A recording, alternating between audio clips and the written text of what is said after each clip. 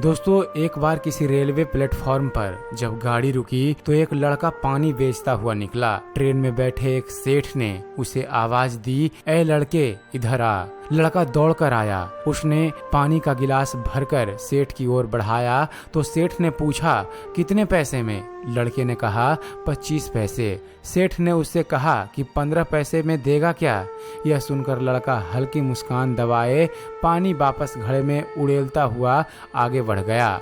उसी डिब्बे में एक महात्मा बैठे थे जिन्होंने यह नजारा देखा कि लड़का मुस्कुरा कर मौन रहा। जरूर कोई रहस्य उसके मन में होगा। महात्मा जी नीचे उतरकर उस लड़के के पीछे पीछे गए। बोले, ए लड़के ठहर जरा, यह तो बता तू हंसा क्यों?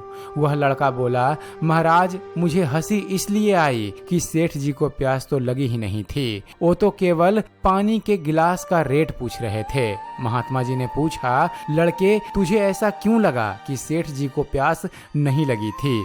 लड़के ने जवाब दिया, महाराज जिसे वाकई में प्यास लगी हो वह कभी रेट नहीं पूछता। वह तो गिलास लेकर पहले पानी पीता है, फिर बाद में पूछेगा कि कितने पैसे देने हैं। पहले कीमत पूछने का अर्थ हुआ कि प्यास लगी ही नहीं है। वास्तव में जिन्हें ईश्वर और जीवन में कुछ पाने की तमन्ना होती है वे वाद विवाद में नहीं पड़ते, पर जिनकी प्यास सच्ची नहीं होती वे वाद विवाद में पड़े रहते हैं। वे साधना के पथ पर आगे नहीं बढ़ते। अगर भगवान नहीं है तो उसका जिक्र क्यों, और भगवान हैं तो फिर फिक्र क्यों?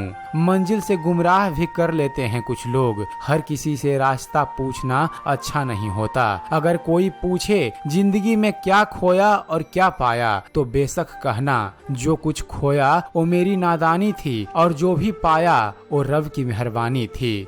खूबसूरत रिश्ता है मेरा और भगवान के बीच में। ज्यादा मैं मांगता नहीं और वो कम देता नहीं। जन्म अपने हाथ में नहीं, मरना अपने हाथ में नहीं, पर जीवन को अपने तरफ से जीना अपने हाथों में होता है। हंसते रहो, मुस्कुराते रहो, सबके दिलों में जगह बनाते रहो। जीवन का आरंभ अपने रोने से होता है और जीवन का अंत दूसरों के रोने से। इस आरंभ और अंत के बीच का समय ईश्वर के कृपा का पात्र बनो। आपका जीवन भक्ति भाव से भरा हो। बस यही सच्चा जीवन है। निस्वार्थ भाव से कर्म करते रहिए।